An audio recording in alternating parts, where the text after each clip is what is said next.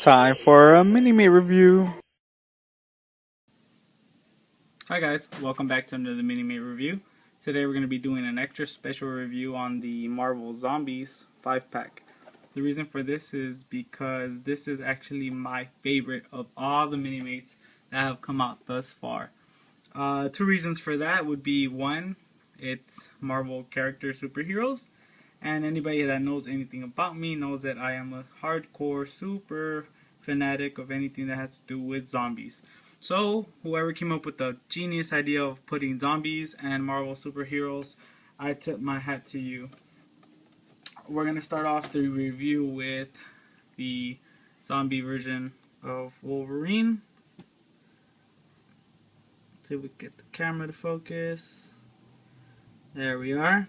Now, I just absolutely love what DST did with these little guys. Just look at the detail on his face. It's fantastic. He, has that menacing zombie looks. He's definitely got that battle damage. Obviously gained turn from superhero to super human eating machine. They do have a lot of back detailing, a lot of damage. Just pretty cool. This figure, the only thing I was not satisfied with was his actual hairpiece.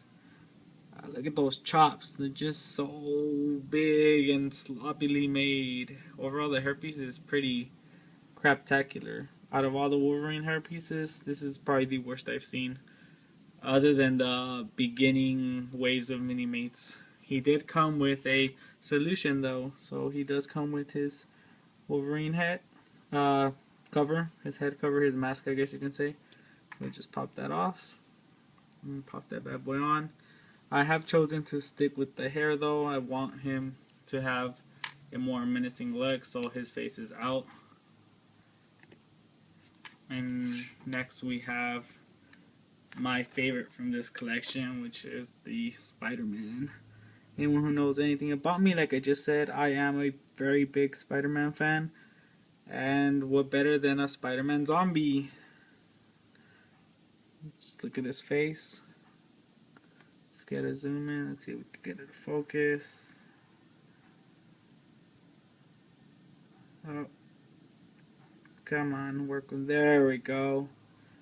Just look at the detail, and that's right. His ribs are out, and he is transparent, so you can see through him. And just look at the detail on these. These are far like from anything that they've come out with in detail wise, in my opinion. He does have his broken leg, which is barely hanging on, and that is part of the comic story. So it does give him a little more, zombie look to actually have his leg hanging on by a thread, you can say.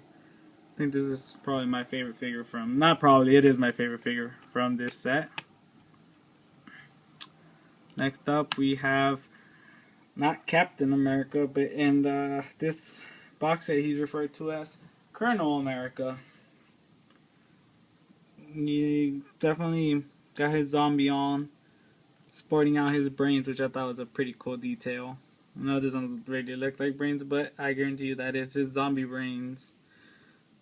Again, a lot of battle damage detail.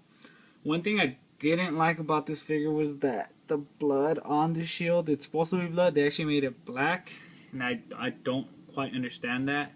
I guess they didn't want to make it seem as gory. I know if they would have done it like the Civil War shield, that one does have the blood splattered on it.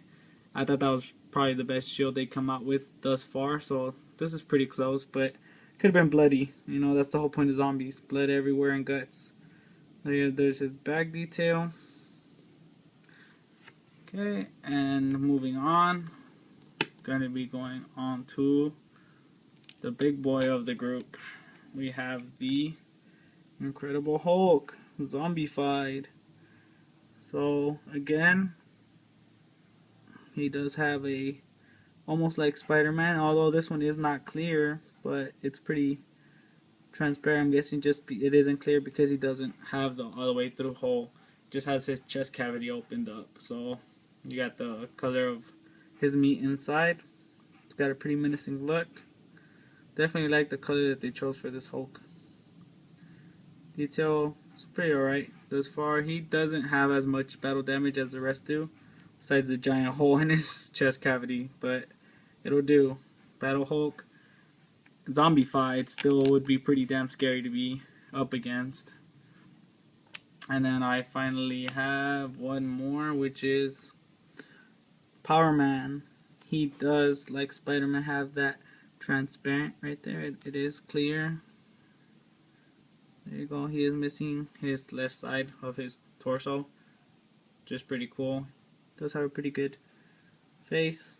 Looks like he's about to bite down. Pretty basic hair, but I mean, what are you gonna do? Does have his Power Man belt, which is pretty cool.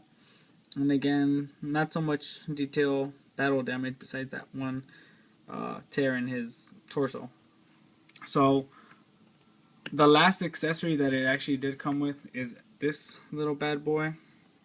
It is a zombified wasp head, and I personally don't consider this an accessory. I actually consider this to be a figure that they just themed an accessory, but I'll take it. I think it's pretty cool.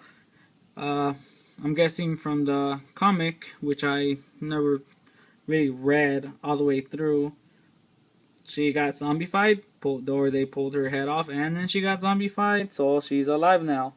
There you see her column spine is, her spine column, sorry, is torn off, so that's pretty good detail.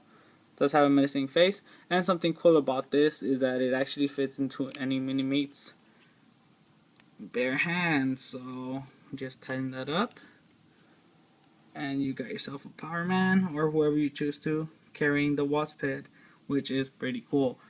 Overall, this is, like I mentioned, my favorite box set.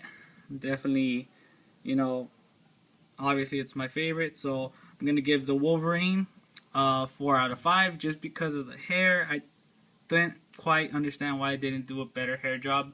Spider-Man 5 out of 5, Colonel America 5 out of 5, Hulk 5 out of 5, and Power Man 5 out of 5, and I'll give the Wasp a 5 out of 5.